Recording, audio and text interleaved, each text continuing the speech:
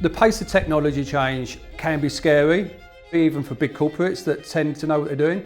A lot of these companies have had an amazing track record. They've been on the NASDAQ, they've been on the FTSE, but they're suddenly dealing with the same challenges that newer companies are dealing with as well. They're not used to that. I hear a lot right now that businesses are so caught up in the kind of change of technology that sometimes they're forgetting about the consumer too much. Versions of AI have been around for years, but it's a hot topic now. It's in every board meeting, right? Everybody's talking about AI.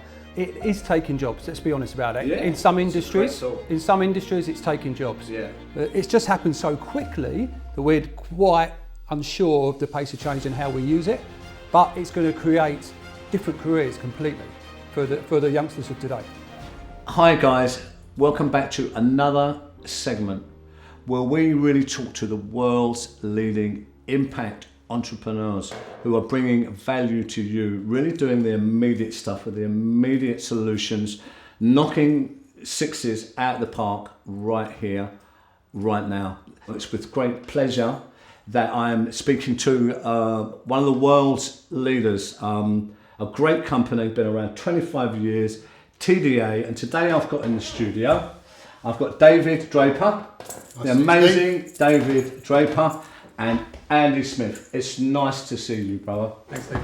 Look, it really is about relationships, right? So for people out there, tell us a little bit about some of the big companies you've worked with first and you're working with now currently. I know you're going to know some of these names. Yeah. Tell them that and then tell us what you do.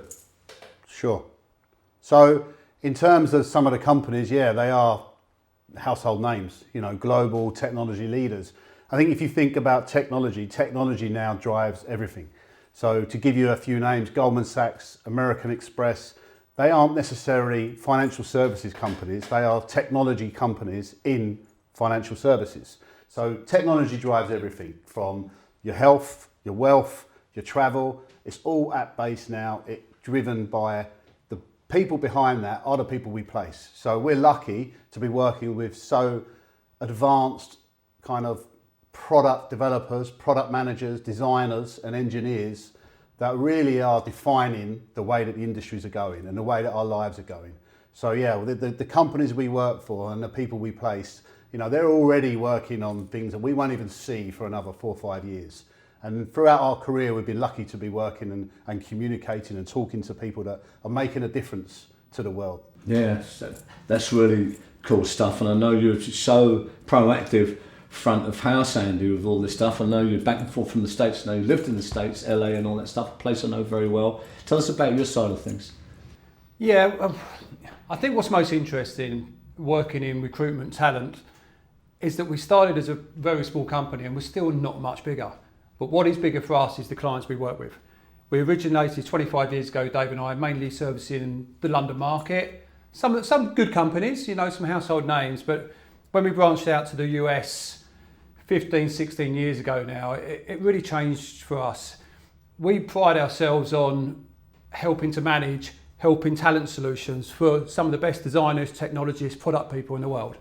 And if we're working with those people, then naturally some of the best companies in the world want to partner with us to find the talent. So Dave mentioned the names there, big companies that are going through digital transformation, everything's digital now, but are becoming technology companies more than what we knew of them as banks. And then we work with the big companies like Coinbase and PayPal, technology companies that are always trying to stay ahead of the game in areas like payments, end-to-end commerce, in what is an incredibly competitive market. I mean, there's always new kids snapping at the heels of these big companies. Innovation is moving so fast, technology change. They've got to stay ahead of the game, and our job is to help them do that by finding them the very best talent. Yeah, it really is. This is so pivotal and it's such a game changer because it really is, as people know about the people in your circle. If you haven't got them and you're constantly growing, like, these big companies, you've got to be ahead of the groove. So, and that's about people. The people need to be ahead of the groove as well. So there's a real difference here in procuring talent because we're talking about a very, specialised, targeted group of people that really need to come in to fill some of these really high-profile roles. So that's the thing that I was really impressed about you guys and what's really different, what sets you apart Because it's not just, oh yeah, we go and get some people to fulfill these roles, which you do very well as well.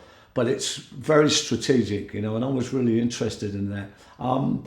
For people out there, just tell them in your experience just how important people are in these roles at defining the real success and migration of some of the most massive companies out there that drive commerce today. Yeah, it's a great question. It's so topical at the moment because people are everything. Strategy comes from people, the actual work, design comes from people, but there's a big question right now around AI and the fact what technology can play instead of people. What we're seeing right now is AI shouldn't replace people. It's how people work with the technology for the better of the companies. But people are everything. Relationships are everything. I think what we always have to remind ourselves and what makes our job interesting is, you know, we're not selling a product to another company. We're dealing with people. And every person, despite what they may tell you, has their own issues, their own problems, their own challenges, their own desires, their own wishes.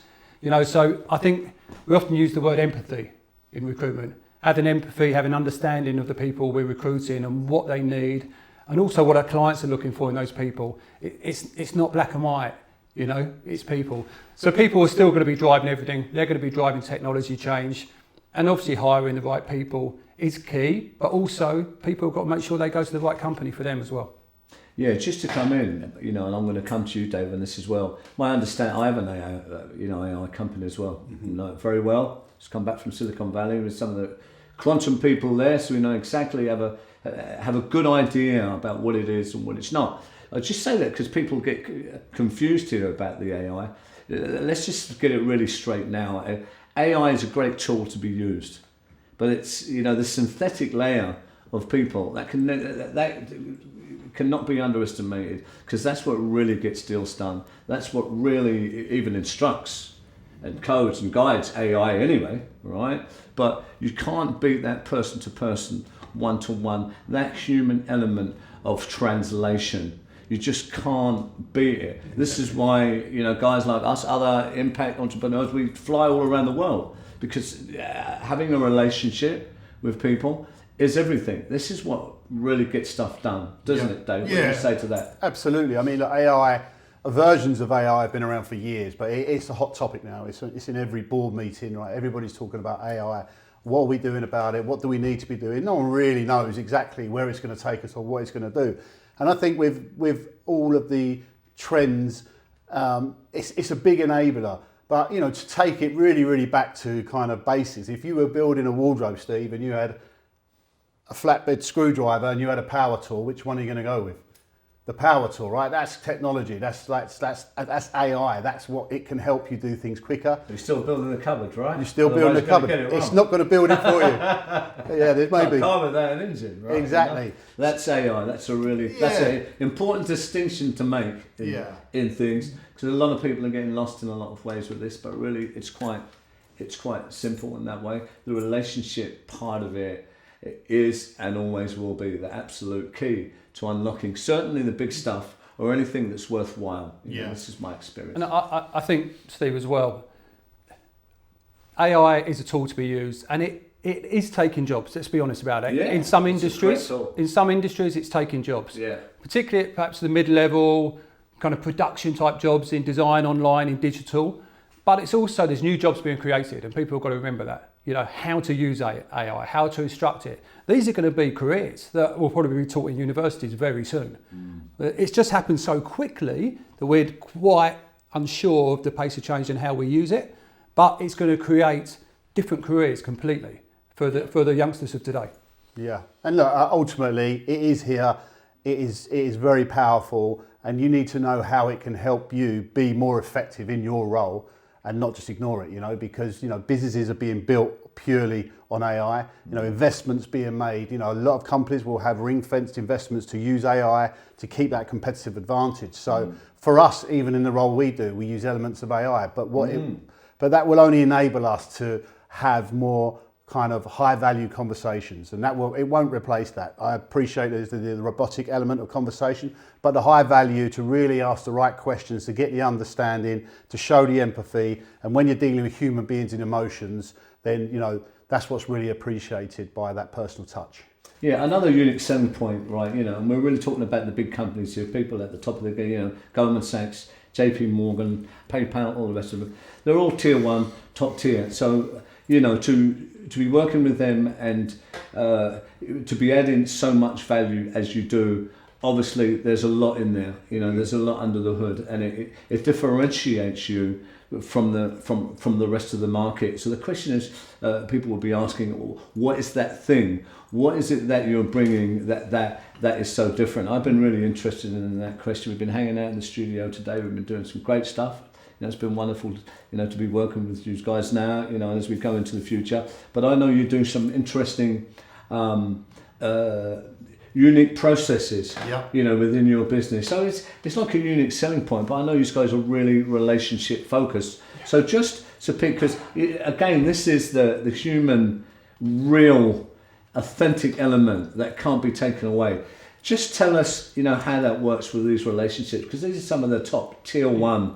So some of the guys out there can understand you, but also learn about how to do this. Yeah, I think first and foremost, we're not reinventing the wheel.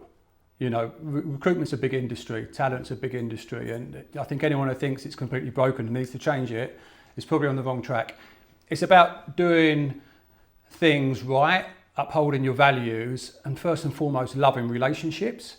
The challenge of delivering for our clients, solving complex problems through talent, just interests us, and we want to help that and provide those solutions. And I think the longevity, 25 years of doing this, successfully, puts us in a good position in the market to have the gravitas and the trust on both the client side and the candidate side to make the right stuff happen. So it's not reinventing the wheel, but it's caring. It's helping really support the communities that we serve from a talent perspective. We host a lot of events. We do a lot of Q&A and podcasts, things that maybe wouldn't be seen as normal recruitment practice. Companies do that. It's not just us, but we really enjoy it. We value it. We've done it for a long time, and it helps us in the market. And it helps us basically fulfil the jobs that we're asked to do by our clients. Yeah, I mean, Steve, just to add to that, ultimately we deliver results. So you can create. We've done ever so well to get opportunities within these tier one organisations, but if we don't deliver results, they're not going to use us. They're not going to recommend us. They're not going to tell their co-workers about us. They're not going to open up other offices or other people in their offices to give us more opportunity. So that consistency, that track record, and that reliability in delivering, for me, the opportunities that we've created, the results that we get, that stands us out from a lot of the competition. And experience, of course, I always say, is the best teacher, right? Yeah. Needs to be learned, certainly not out of a book. So look, I'm going to come back round to you. I'm going to ask these guys each their top tip to help you get the talent that you need. That's coming back in a minute, but I'm going to come back around. We're going to do another, one more question I've got for you, which is really valuable. I know people out there. So when it comes to recruitment now, what do you think are the hardest problems that normal guys, SMEs and all the rest of it are facing out there, and how is the market contracting at the moment? We live in interesting times, right? Yep. With the war, everyone thinks what's going to happen next. Do I invest? Don't I invest? How am I going to pay the bills? Am I going to hit a wall? How do I keep elevating? How do I protect what I've got? Yep. Big questions. So to you first, what do they do with this? What do you advise? I think all challenges provide opportunities, first and foremost. The pace of technology change can be scary. I think it is scary even for big corporates that tend to know what they're doing. A lot of these companies have had an amazing track record. They've been on the NASDAQ, they've been on the FTSE forever, but they're suddenly dealing with the same challenges that some of the small kids, the newer companies are dealing with as well. They're not used to that. So the answer is to try and find the right specialists that can help navigate that. I think leadership is more important than ever. You've got a lot of C-suite in big organisations kind of demanded down to their VPs, we have to use AI. How are we using it? It's almost, look, this is above my pay grade to give you answers, but I think from what I'm hearing, sometimes you need to take a bit of a backseat, and it's managing expectations, not trying too much at once. Okay, you can't just wait to see what your competitors do. You have to try and have that competitive edge, but take a breath, have very precise leadership that understands how the market is moving and can try and take away some of the panic, instill a bit more confidence in what you're doing and your leaders are doing, rather than just demanding AI, we have to do this, we have to do that, without actually understanding it. And no one quite understands it yet. So I think leadership is more important than ever right now in this very fast-paced technology change. That's a great answer, Andy, and I would agree with that. My experience, across my businesses that I have. What do you say about that, Dave? Yeah, look, I think, culturally, it's about the right people, not only in the right jobs, but in the right environment. Because if you look, the next unicorn company is probably being developed at lunchtime at a college right now. There's some sharp kids out there, right? On a napkin. On a napkin, exactly. And then, they are a digital napkin probably. Yeah. But there's some very, very sharp cookies. That could be it, yeah. So, it's not just about having the right skill set. It's not about having the right company, the right organisation, the right product. We have to take the time to understand what are the people looking for from a company perspective. What is the environment like, and what kind of, there's just so many different nuances now between just a big organisation, a small organisation that's working on a technology product platform could be the next major corporate. So it's there's a lot that we, and from our point of view, it's understanding the client, understanding the requirements, understanding the technical requirements, and also the cultural fits. And the same flip side, because there's two sides to every story, I think also, and I specialise in user experience product designers, that profession, and these are people that generally are designing for consumer, the user's experience. I hear a lot right now that businesses are so caught up in the kind of change of technology that sometimes they're forgetting about the consumer too much. The consumers aren't actually changing too much. Maybe the way we consume is, but it's easy to lose sight of your audience a little bit, because you're getting so befuddled by the technology and what's going on and what your competitors are doing. So I think keeping a close eye and not forgetting your customer is also key right now. That's great advice. Now look, what we're going to do now, I'm going to ask each of you your top tip, right? Your top tip for really simple, finding the best people for what you need, right? Make it really simple for all of us, right? So we're going to go to you first, Dave. We're going to condense it all. So for anyone out there doing anything, in any role, diverse industries, or even just picking your friends, really, this can be, right? Let's make it, because it's really important, right? Personally. What is your top tip or skill for those of us we constantly need to get the right people into our lives, be it personal or business? What is your top tip of how to find the right person for you? Yeah, well, data's everywhere. Everybody's got access to LinkedIn and databases, and there's so much data out there readily available. For me, understanding the requirement and being thorough and having the integrity to approach the people in the right way, having the integrity to make sure you've got enough information from the client in order to be able to present the opportunity, because effectively it's a courting process. These people are going to be, happily working away, and we have to effectively try to prize them out of one relationship and introduce them to another. Right? Yeah, so we could do it exactly in a nice way. You're either a bad dancer or a good dancer, And luckily we've got away with some good dancing over the years. And I think that ultimately it's understanding the requirements, understanding the people, but having the right information that's going to get people interested. Being informed, absolutely, that's very, very important. Thanks. What do you say about that, Ad? Right? What do you say? Using the right trusted talent partner. Yeah. TDA. No, I think if you're trying to attract people to your business, having a clear story of why you want them, what impact they can have, and what kind of solution that's going to provide. Again, we all feel a bit chaotic today in the world and in technology. You're still recruiting people. It's not just about what they're going to do in their first month, 6 months. What career can they have with you? What career progression can you provide? What tools will they use? Just taking that back seat, thinking strategically about what problems you're trying to solve and how they can help is really important. Yeah. You see, there you go, guys, for budding entrepreneurs, startups, or certainly people further down the path and finding some real success. They will understand that finding the right people for the right positions is an amazingly important skill. So there you have two great tips there from real leaders in the field. 25 years these guys have been going. They've been through it all, right? Recessions, pandemics, the whole bit. And they're still here delivering amazing work. So where do people find you guys? So you've got that value if they need to, catch up with you and make a match, know more about you. Yeah. Where do they find you? Well, we're both on LinkedIn. Andy Smith, TDA, Dave Draper, TDA. Feel free to drop a connect, and we'll be more than happy to have a chat. Guys, it's been really, really great to have you in the studio today. Thanks for coming, and being part of it. Thanks, Steve. Okay. Thanks, Steve. Appreciate it. Cheers. Thanks, Dan.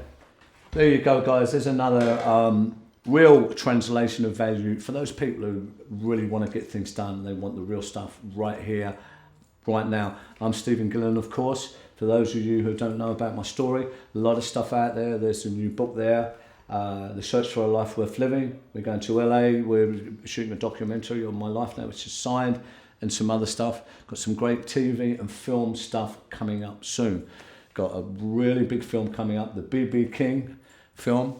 In the US as well this year, you will see some stuff out about that. Really exciting times. Let me just, invite you from us at Publicity and Studios. Real level of gratitude for engaging, everything else, looking at our content. Please drop something below for any content you may want us to focus on, anyone you would like me to interview, and be lucky. Take care. See you next time.